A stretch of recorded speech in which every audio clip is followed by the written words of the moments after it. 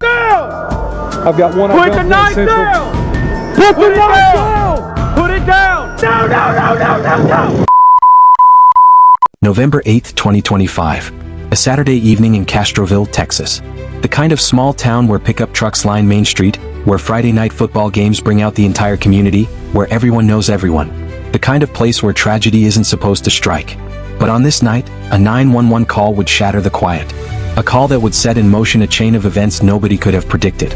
And by the time the sun rose again, one of social media's most beloved food creators would be gone.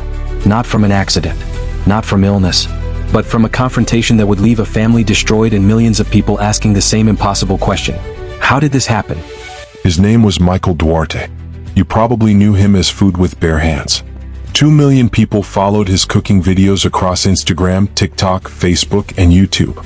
2 million people watched him laugh, create, and share his infectious passion for food. He wasn't a celebrity chef with a Michelin star background. He was one of us. A regular guy who loved cooking and wanted to share that love with the world. His recipes were accessible. His energy was genuine. His smile was real, or so it seemed. Just 3 days before his death, he'd posted photos celebrating 9 years of marriage to his wife, Jessica. 9 years of partnership, of building a life together, of creating a family. Their 6-year-old daughter, Oakley, smiled in the background of those anniversary photos. A beautiful little girl who had no idea that in 72 hours, her world would collapse. Everything looked perfect. The happy marriage, the thriving career, the adorable child, the dream life that so many people scroll through social media wishing they had. But something was very, very wrong, and nobody saw it coming. The call came in around 7 p.m. A mental health disturbance. A man with a knife acting erratically. The dispatcher's voice crackled through the radio, sending a Medina County Sheriff's deputy to the scene. No idea that the man in crisis was someone millions of people felt they knew. Someone who'd made them smile, taught them recipes, brought warmth into their kitchens through a screen. The officer arrived to find Micheal Duarte in the throes of something dark. Something that had been building beneath the surface while the cameras were off. What happened next unfolded in seconds. According to the Medina County Sheriff's Office, Duarte didn't respond to commands. He was holding a knife. And then he made a threat. A direct threat to kill the deputy standing before him. Deputy backed away. Standard protocol. Create distance. De-escalate. But Micheal lunged. The knife came toward the officer. 2 shots rang out in the Texas night. Micheal Duarte fell to the ground, struck twice by the deputy's weapon. Paramedics rushed him to University Hospital in San Antonio, 20 miles away. Doctors fought to save his life. But at 36 years old, surrounded by strangers in a hospital room, Micheal Duarte was pronounced dead. The Texas Rangers opened an investigation immediately. Standard procedure when a law enforcement officer discharges their weapon. But the questions everyone was asking couldn't be answered by an investigation. What happened? How did we get here? How does a man go from celebrating his anniversary to dying in a confrontation with police in just 72 hours? To understand that night, you have to understand who Micheal Duarte was. Or at least who he appeared to be. Food with Bare Hands wasn't just another food account. Micheal had built something special. His videos radiated joy. He cooked with enthusiasm, with humor, with genuine love for what he was doing. Comfort food. Family recipes. The kind of cooking that made you want to get in the kitchen and try it yourself. Instagram, TikTok, Facebook, YouTube. He was everywhere. 2 million followers across platforms. Not because of gimmicks or clickbait, but because people connected with him. He felt real. Authentic. Like a friend teaching you his grandmother's recipe. His wife Jessica was his partner in every sense. She appeared in videos, shared in the celebrations, supported the dream they were building together. Their daughter Oakley was their world. Every parent watching could see the love there. The pride. The hope for the future. November 5, 2025. Their 9th wedding anniversary. The photos Micheal posted showed a couple still in love. Still building. Still dreaming. Jessica smiled at the camera.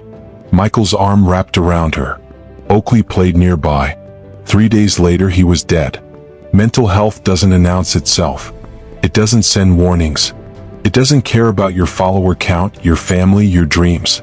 It doesn't care that you have everything to live for. The 911 call that night mentioned a mental health disturbance. Those 3 words contain universes of pain we can only imagine. What was Micheal experiencing in those final hours? Was it sudden, or had the darkness been creeping in for days, weeks, longer? His followers had no idea. How could they? Social media shows us what people choose to share. The highlight reels, the victories, the smiles. It doesn't show the 3 a.m. panic attacks, the thoughts that won't stop, the feeling of drowning while everyone around you thinks you're swimming just fine. Micheal was a creator. That meant every day he had to show up. He's energetic, he's positive, even on days when getting out of bed felt impossible. Even when the weight of it all became too much to carry. We don't know what demons Micheal was fighting. We may never know. But that 911 call tells us they were real. They were overwhelming. And that night they consumed him. The deputy who responded that night followed the training. When someone threatens your life with a weapon, when they lunge at you with lethal intent, you have seconds to make a choice. Not minutes, not hours. Seconds. The officer chose to protect himself. 2 shots. Micheal fell. Could it have ended differently? That's the question that will haunt everyone involved. Could different training have helped? Could a mental health professional on scene have changed the outcome? Could more time, more distance, more options have saved his life? The Texas Rangers are investigating. They'll review body cam footage. They'll interview witnesses. They'll file a report. But no investigation can bring Micheal back. No report can comfort his daughter when she asks where Daddy went. Jessica Duarte lost her husband of 9 years. Oakley lost her father. 2 million followers lost someone who brought light into their days. And Micheal? Micheal lost a battle that too many people fight in silence. The comments poured in after news broke. Grief, disbelief.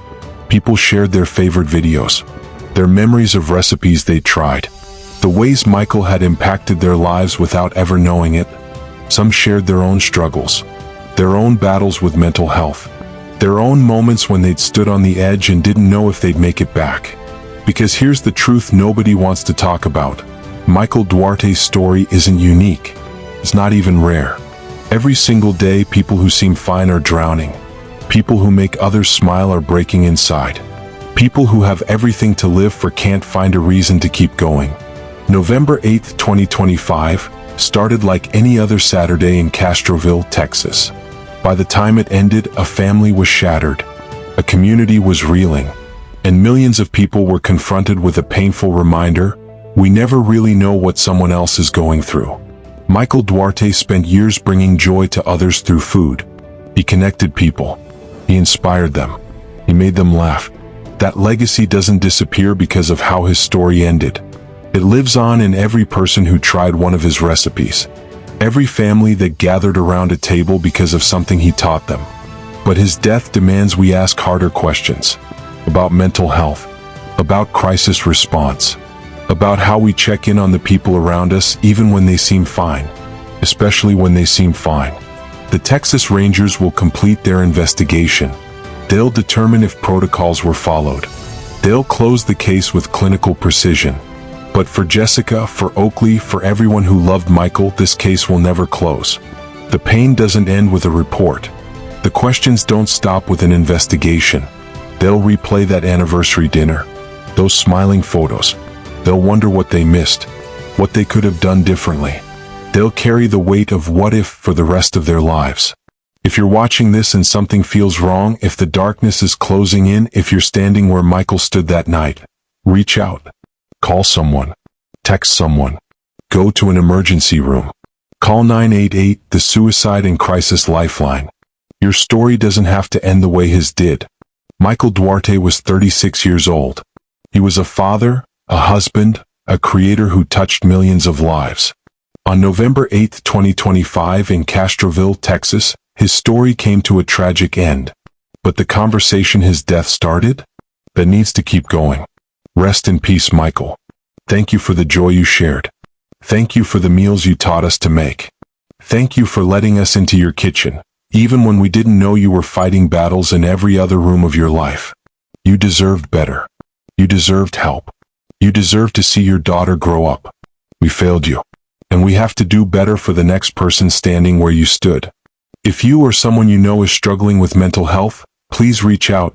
National Suicide Prevention Lifeline. If you love to hear our voice again, please subscribe and share. God bless you all.